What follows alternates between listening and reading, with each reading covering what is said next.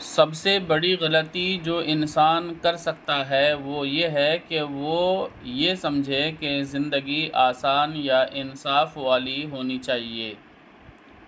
اس دنیا میں کچھ بھی یقینی نہیں ہے، اور کوئی ایسا قانون نہیں ہے جو یہ کہے کہ انسان کو خوش ہونا چاہیے،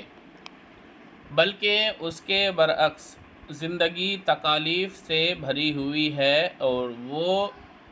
یہ اسٹیج ہے جہاں انسان کے صبر اور طاقت کا امتحان لیا جاتا ہے۔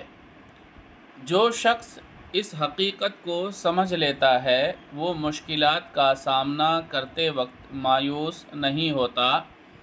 کیونکہ وہ جانتا ہے کہ زندگی صرف چیلنجز کی ایک لڑی ہے۔